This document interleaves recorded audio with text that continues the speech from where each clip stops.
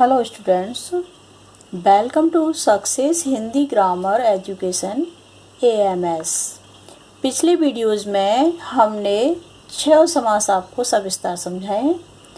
आज हम आपको द्विगु और कर्मधारय समास, कर्मधारय और बहुब्रीहि समास और द्विगु और बहुब्रीहि समास में अंतर समझाएंगे। यदि आपने पिछले वीडियोज़ नहीं देखे तो देख लें, जिससे कि सभी इन समासों में अंतर आपको आसानी से समझ में आ सके। तो अब हम आपको द्विगु और कर्मधारय समास में अंतर समझा रहे हैं। द्विगु समास में पूर्व पद विशेषण होता है जो कि उत्तर पद यानी दूसरे पद की संख्या बताता है। लेकिन कर्मधारय समास में क्या है, एक पद विशेषण होने पर भी संख्यावाचक नहीं होता। और दूसरा, इसमें द्विगु समास में पूर्व पद ही विशेषण के रूप में प्रयोग होता है, यानी जो पहला पद है वही विशेषता बताता है, यानी वही विशेषण के रूप में प्रयुक्त किया जाता है। कर्मधारय समास में पूर्व पद या उत्तर पद में से कोई भी पद विशेषण नहीं होता। नहीं, कोई भी पद विशेषण हो सकता है। कर्मधारय समास में क्या है कि पूर्व पद भी विशेषण हो सकता है और या फिर उत्तर पद भी विशेषण हो सकता है। ये अनिवार्य नहीं है कि पूर्व पद ही विशेषण होगा, लेकिन इसमें ये अनिवार्य है द्विगु समास में कि पूर्व पद ही विशेषण होगा। तो अब हमें, और द्विगु समास में क्या है, पूर्व पद संख्यावाची होता है कि इसमें जो है इसमें ये अनिवार्य नहीं है कि इसमें संख्या होगी।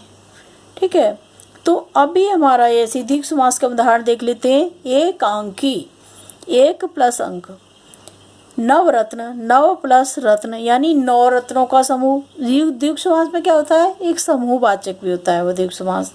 तो जैसे त्रिफला, 3 प्लस फल यानी 3 फलों का समूह, तो यहाँ पे हमारा द्विगु समास हुआ, क्योंकि फर्स्ट पद क्या है, विशेषण है, दूसरा पद विशेष्य है, यानी विशेष्य की विशेषता पूर्व पद बता रहा है। तो यहाँ पर क्या है, और संख्यावाची है और एक समूह का बोध करा रहा है, इसलिए ये द्विगु समास है। ठीक है, तो कुल मिला के इसमें क्या है, ये पूर्व पद की भी विशेषण के रूप में प्रयोग हो जाता है द्विगु समास में। और कर्मधारय समास में कोई भी विशेषण हो सकता है, पूर्व पद हो सकता है या फिर जो है उत्तर पद हो सकता है। इस प्रकार से इसमें हम अंतर समझ सकते हैं।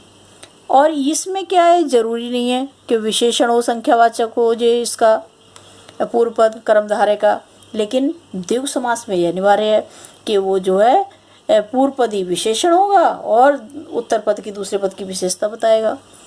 तो इस प्रकार से कर्मधारय और द्विगु समास में अंतर स्पष्ट हो जाता है। जैसे हम विग्रह के आधार पर इसको देख लेते हैं कि जैसे कर्मधारय समास का उदाहरण यह है कि नरोत्तम, तो नर प्लस उत्तम यानी नर प्लस उत्तम यानी नरों में उत्तम, यानी नरों में श्रेष्ठ, मनुष्यों में श्रेष्ठ। तो यहाँ पर जो है कर्मधारय समास आएगा।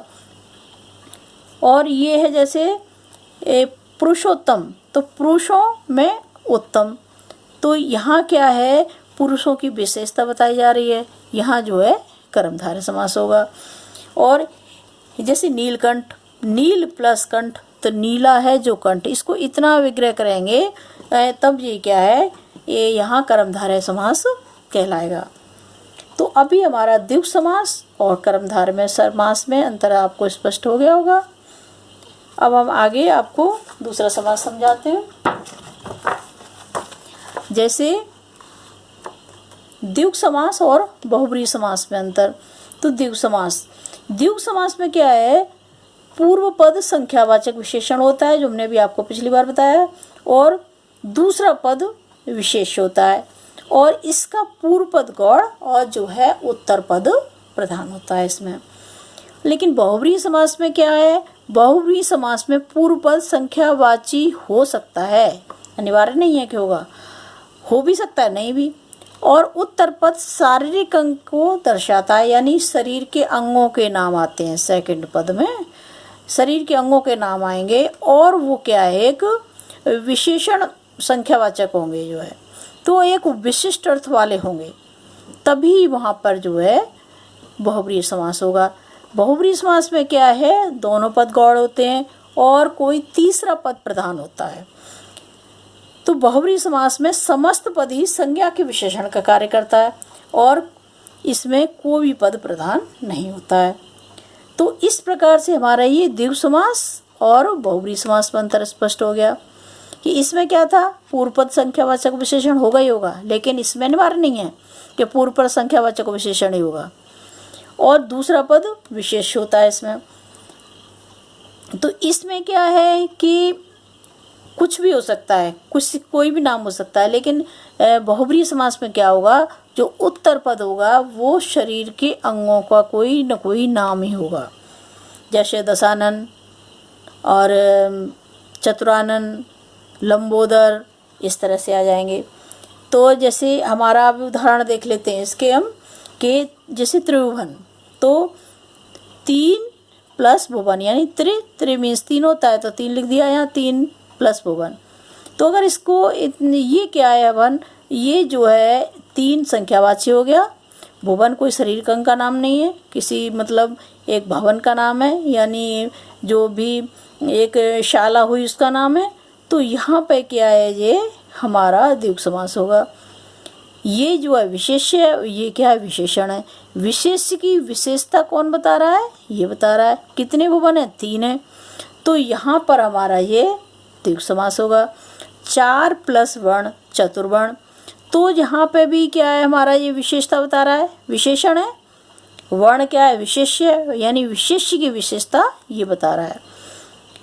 तो यहाँ पर हम इसको इतना एक्सप्लेन करते हैं, 4 हैं वर्ण जिसके, तो यहाँ पे 4 हैं वर्ण, तो यहाँ पे आएगा हमारा द्विगु समास। ठीक है। अब जैसे हमारा आ जाता है ये त्रिनेत्र, 3 प्लस नेत्र, यानी 3 यहाँ शरीर के अंग का नाम आ गया है ना, ये संख्यावाचक है। 3 मीन्स 3, नेत्र मीन्स आँखें, तो यहाँ हमारा ये शरीर का अंग का नाम आ गया, इसलिए यहाँ पर ये हमारा बहुब्रीहि समास होगा।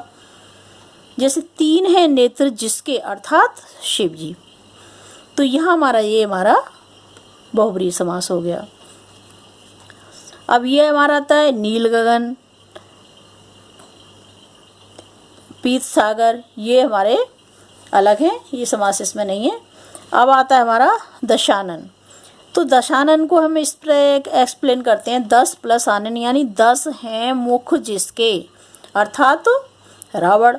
तो रावण क्या हो गया, एक विशिष्ट अर्थ वाला शब्द है, एक विशिष्ट अर्थ दे रहा है। रावण कोई दूसरा, एक ये रावण, कोई और नहीं है, 2-4 रावण नहीं है।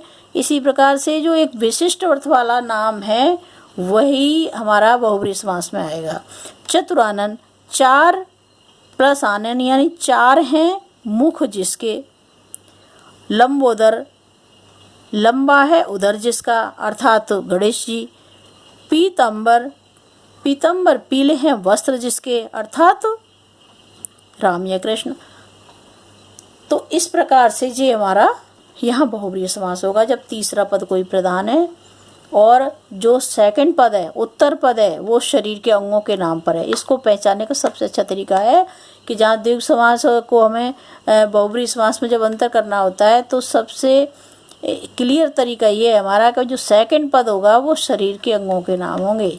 जैसे चतुरानन, ये लंबोदर और दशानन, इस तरह के नाम आ जाएंगे। पंचानन, त्रिनेत्र, तो यहाँ जो हमारा बहुब्रीहि समास हो जाएगा।